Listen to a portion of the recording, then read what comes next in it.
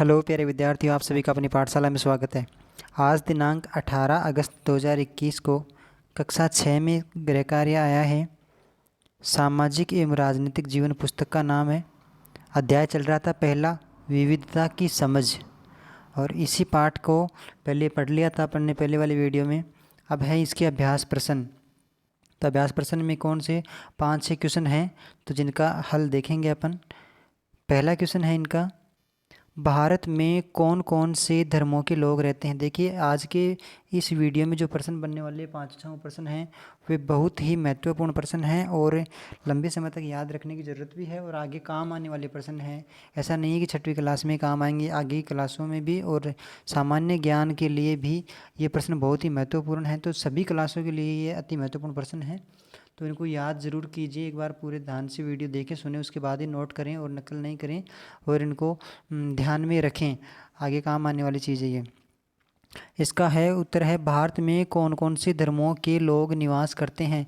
तो भारत, पाठ का ही नाम था विविधता, तो विविधताओं में एकता वाला देश है भारत। तो भारत में सभी धर्मों के लोग लगभग निवास करते हैं। तो इनमें है हिंदू धर्म, मुस्लिम धर्म, बौद्ध धर्म, जैन धर्म, सिख, पारसी, ईसाई आदि धर्मों के लोग निवास करते हैं। क्वेश्चन नंबर 2 है, भारत के कोई 3 धार्मिक त्यौहार व सर्वधर्म उत्सवों के नाम लिखिए। धार्मिक त्यौहार का मतलब होता है धर्म से संबंधित त्यौहार, और सर्वधर्म उत्सव का मतलब होता है सभी धर्मों के लोग उन उत्सवों को मनाते हों। तो धार्मिक त्यौहार देख लेते हैं पहले 3 कौन कौन से। दीपावली हिंदू धर्म के लोग मनाते हैं अधिकांशतः। ईद मुस्लिम धर्म से संबंधित लोग मनाते हैं। क्रिसमस ईसाई धर्म से संबंधित लोग मनाते हैं। इसी प्रकार से है नेक्स्ट, इसमें सर्वधर्म उत्सव, यानी ऐसा उत्सव जिसको सभी धर्मों के लोग मनाते हों। तो स्वतंत्रता दिवस जिसे हम 15 अगस्त भी बोलते हैं, सभी धर्मों के लोग पूरे हिंदुस्तान में निवास करने वाले लोग मनाते हैं इसको। और अगला है गणतंत्र दिवस, जिसको हम 26 जनवरी भी बोलते हैं, गणतंत्र दिवस है। फिर इसके बाद में तीसरा है गांधी जयंती, 2 अक्टूबर को मनाई जाती है। तो गांधी जयंती को भी राष्ट्रीय उत्सव के रूप में, राष्ट्रीय पर्व के रूप में मनाया जाता है। प्रश्न नंबर 3 है, पश्मीना ऊन किससे प्राप्त होती है। तो लद्दाख में पाई जाने वाली बकरियों के बालों से पश्मीना ऊन मिलती है। तो आप कह सकते हैं कि बकरियों के बालों से, जैसी बकरियां जो लद्दाख में पाई जाती हैं उनके बालों से ये पश्मीना ऊन प्राप्त की जाती है। चीन वाला क्या है या चिनावला क्या है। चीन वाला है मछली पकड़ने का जाल जो होता है उसको चिनावला कहते हैं या चीन वाला कहते हैं। ये अधिकांशतः केरल राज्य के लोग होते हैं, वे इनका इस्तेमाल करते हैं क्योंकि वो समुद्र के किनारे हैं, तो वहाँ मछली पकड़ने का व्यवसाय प्रमुखतः किया जाता है। क्वेश्चन नंबर 5 है, अंग्रेज़ों ने भारत की एकता को ख़त्म करने के लिए कौन सी नीति लागू की थी। तो भारत की एकता को ख़त्म करने के लिए अंग्रेज़ों ने फूट डालो और राज करो की नीति अपनाई थी। कहने का मतलब लोग संगठन में नहीं रह सके, लोगों को अलग अलग भड़काया एक दूसरे के प्रति और अकेला कर दिया, यानी फूट डाल दिया और फिर राज करने की नीति उन्होंने अपनाई। क्वेश्चन नंबर 5 का ही ख है, मतलब 5 का ही दूसरा क्वेश्चन है ये, भारत के राष्ट्रीय ध्वज के रंगों को क्रम से लिखें। बहुत ही महत्वपूर्ण प्रश्न है ये।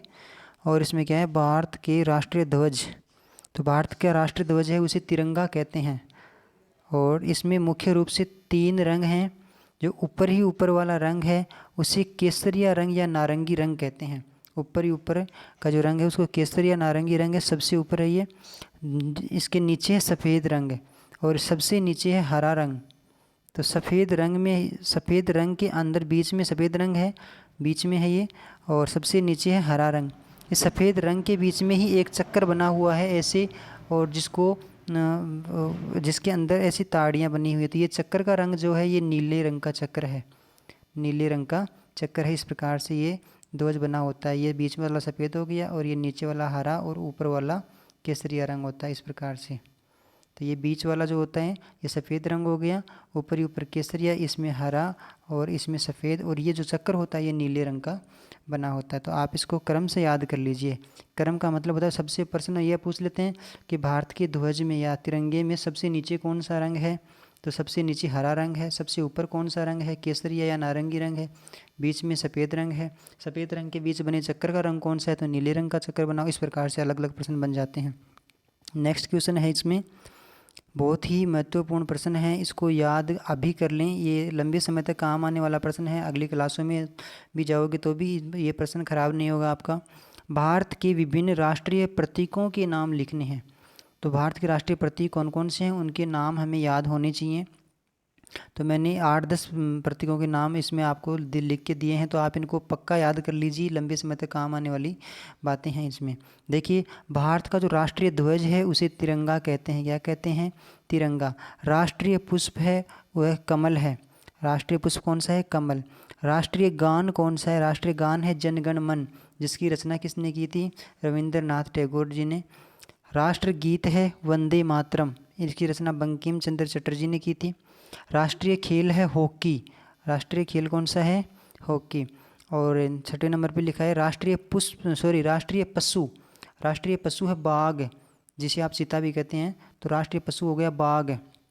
राष्ट्रीय पक्षी है मोर। राष्ट्रीय पक्षी मोर। राष्ट्रीय वृक्ष मतलब राष्ट्रीय वृक्ष कौन सा है? वट वृक्ष या बरगद, या जो बड़ का पेड़ होता है बरगद जिसे कहते हैं अपन, वट वृक्ष भी इसका नाम होता है। तो यह राष्ट्रीय वृक्ष है। राष्ट्रीय भाषा कौन सी है? राष्ट्रीय भाषा है हिंदी। हिंदी भाषा राष्ट्रीय भाषा है। और राष्ट्रीय मुद्रा कौन सी है? राष्ट्रीय मुद्रा है रुपया। तो ये भारत के राष्ट्रीय प्रतीक चिन्ह थे, आप इनको अच्छी तरीके से याद कर लीजिए, यह हर जगह पे काम आने वाली बातें हैं। क्वेश्चन नंबर 5 है, इसमें ओणम क्या है? तो ओणम एक दक्षिण भारत का एक त्यौहार है। ओणम केरल राज्य का एक प्रसिद्ध त्यौहार है, जिसमें नाव प्रतियोगिता आकर्षण का केंद्र मुख्य रूप से है। केरल का प्रसिद्ध त्यौहार है ये। और लास्ट क्वेश्चन इसमें, भारत में ठंडा रेगिस्तान कहाँ पर स्थित है? तो भारत के उत्तरी भाग में स्थित राज्य है, तो वहाँ पे है लद्दाख। यानी लद्दाख में ठंडा रेगिस्तान है, वहाँ पे बर्फ़ के जो पहाड़ी भी हो बर्फ़ से ढकी हुई होती हैं, तो बहुत ठंडा है। और जो अधिकांशतः पेड़ पौधे और कम पाए जाते हैं, और लोग वहाँ पे रहते हैं, बहुत कम मात्रा में रहते हैं, तो लोग नहीं रहते हैं। तो ठंडा रेगिस्तान इसे कहते हैं, अत्यधिक बर्फ़ होने के कारण। तो इस प्रकार से ये 5-6 क्वेश्चन थे, बहुत ही इम्पोर्टेंट और आगे काम आने वाली बातें थी। तो आप इसको ध्यान से याद कर लीजिए। अगले वीडियो में फिर मिलेंगे, तब तक के लिए धन्यवाद आप सभी का।